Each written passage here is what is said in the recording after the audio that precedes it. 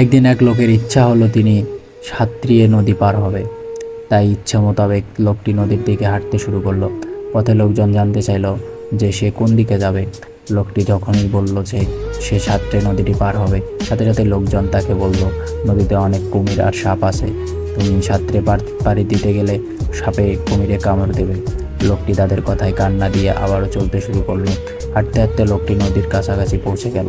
নদীতে নামতে যাবে, ঠিক এমন সময় লোকটি খেয়াল করলো নদীর কিনারায় মাটির গর্তের ভেতর সাপ দেখা যাচ্ছে। লোকটি তখন ওই লোকগুলোর কথা মনে পড়লো, তাই ভয় পেয়ে আর নদী পাড়ি না দিয়ে বাড়িতে ফিরে এলো।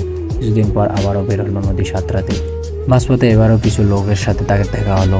নদীর সাঁতরানোর কথা শুনে লোকগুলি বলল, নদীতে অনেক পানি বেশি, স্রোতও অনেক, তাই তুমি সাঁতরাতে গেলে ডুবে মরবে। কথাগুলো শুনে কোনো মন্তব্য না করে লোকটি নদীর দিকে ছুটলো এবং দেখলো নদীতে সত্যি অনেক বেশি পানি, স্রোতও অনেক। লোকটি এবারও ভয় পেয়ে আগের মতোই বাড়িতে ফিরে এলো। বেশ কিছুদিন পর লোকটি নদীর ধারে ছিপ ফেলে মাছ ধরছিল।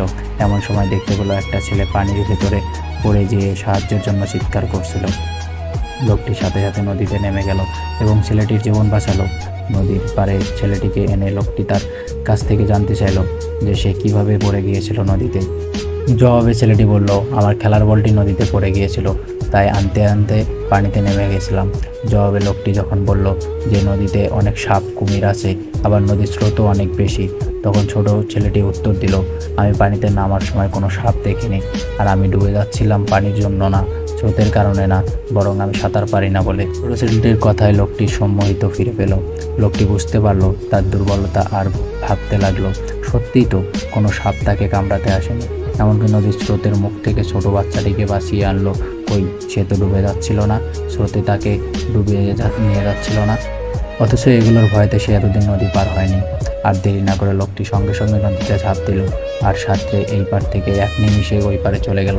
তার মনের আশা পূরণ করলো। মানুষ আপনাকে থামতে চাইবে, থামাতে চাবে, নানান রকম অজুহাত দেখাবে, নানা রকম ভয়ভীতি দেখিয়ে আপনার পথ কেউ না কেউ এসে রুখে দাঁড়াবেই। একটা কথা সবসময় মনে রাখবেন, আপনার ভেতরে কী প্রতিভা আছে তা আপনার চেয়ে সবচেয়ে বেশি ভালো আর কেউ জানে না।